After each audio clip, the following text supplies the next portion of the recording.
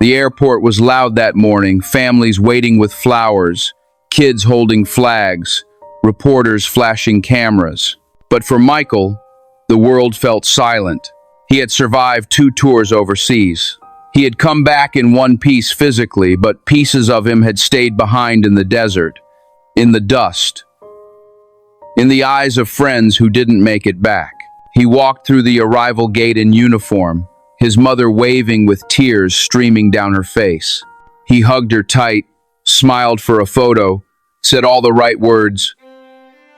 "I'm home, Mom." But inside, he felt like a stranger, wearing someone else's skin. The first few weeks were calm. The neighbors thanked him for his service. The town celebrated him. But after the noise faded, the silence returned, and the silence was louder than any explosion. He'd wake up at night sweating, his heart racing from dreams that replayed the war like a broken reel.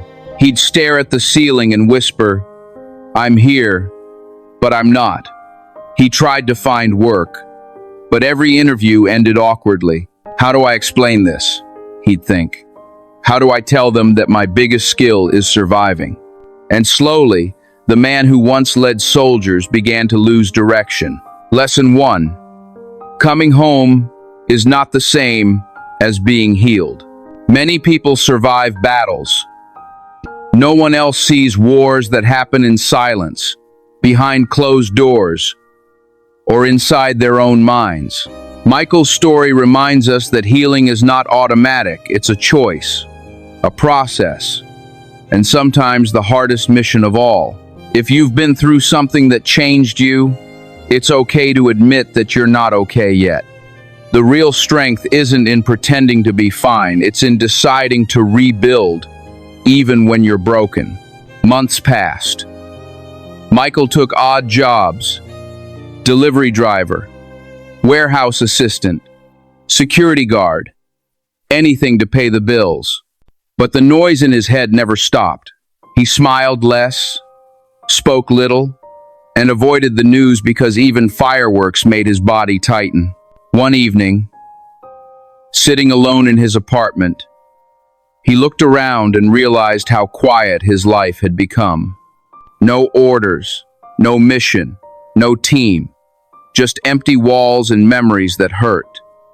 He reached for a bottle, something to quiet his thoughts, and for a while, it worked. But one drink became two became three.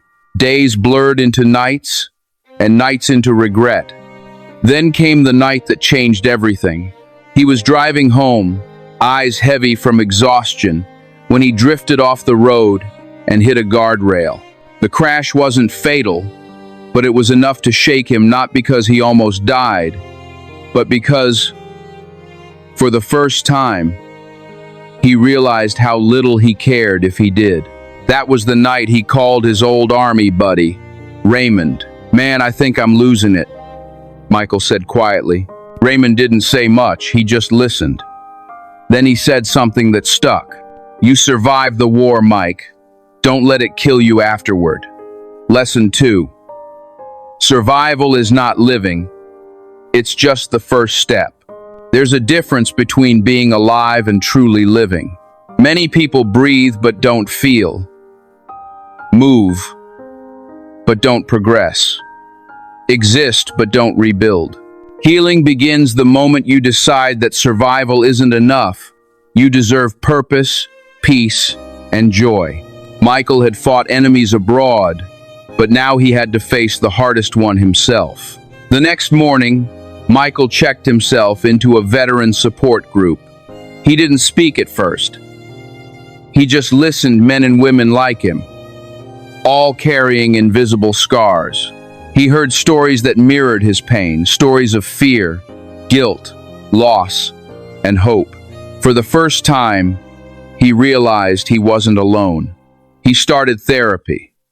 It was uncomfortable.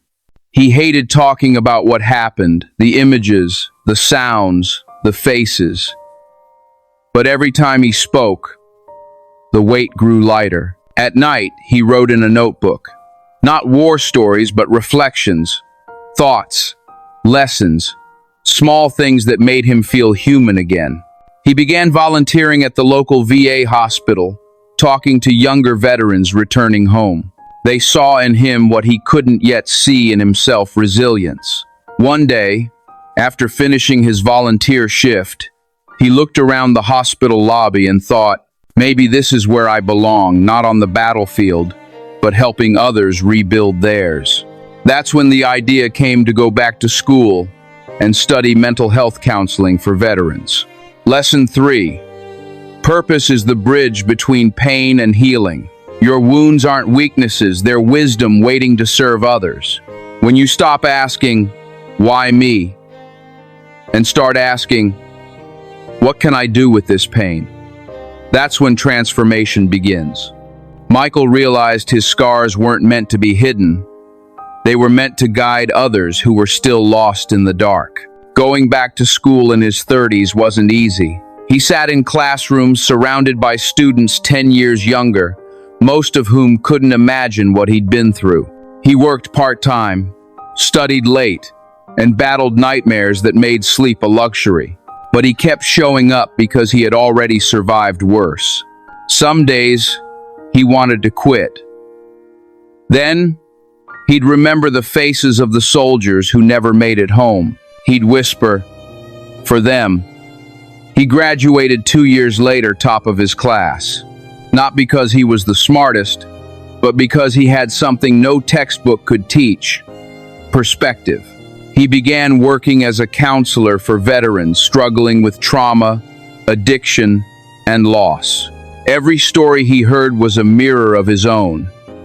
And every time he helped someone find hope, a piece of him healed too. Lesson 4. You can rebuild your life brick by brick, no matter how long it takes. Healing is not about speed. It's about strength. It's not about forgetting. It's about learning to live with what you remember. Michael's story teaches that progress doesn't always roar. Sometimes it whispers, I'm still here.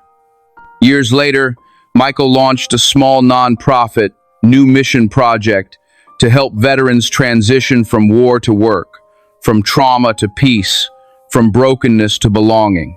He trained hundreds of veterans in mental health awareness, small business management, and emotional recovery. When people asked him what kept him going, he'd say, because I promised myself I'd be the man I needed when I came home. He didn't seek fame. He didn't chase wealth. He built impact, quietly, consistently, and compassionately. And for the first time in years, when he looked in the mirror, he didn't see the soldier who was haunted. He saw the survivor who had healed. Lesson 5. True redemption is not about erasing your past. It's about repurposing it. Your story doesn't need a happy beginning to have a powerful ending. Michael didn't erase his pain, he transformed it into purpose. We all have a choice. Let pain define us, or let it refine us. Years later, on Veterans Day, Michael stood on stage at a local event, surrounded by hundreds of people. He wasn't there to receive an award, he was there to hand one out. To a young man who had come home recently, struggling to find meaning again. Michael shook his hand and said, you don't need to be who you were. You just need to start from where you are. Why? When he looked out at the audience, veterans, families, children, he smiled. He had lost everything once, but he had found something greater: peace. That night, he returned home, sat on his porch, and wrote his final journal entry. War took my brothers, pain took my peace, but purpose gave me back my life. I am not who I was, and that's my victory. He folded the notebook shut and looked up at the stars, and for the first time, the silence didn't hurt. It healed. Lesson 6. Starting over is not weakness, it's wisdom. Michael's story teaches us that no matter what you've lost: career, identity, hope, or peace, you can begin again. You don't have to be who you were before the pain. You just have to believe that your future deserves another chance. Because sometimes, your greatest mission begins the moment your old one ends. What part of Michael's story moved you most, his pain, his rebuilding, or his redemption? Share your thoughts in the comments. Your words might reach someone fighting their own invisible battle. Subscribe to Motivational Dose for more true life stories of courage, rebuilding, and hope. Turn on notifications so you never miss your next dose of inspiration. Share this story with a veteran, a friend, or anyone who needs to know it's never too late to start over.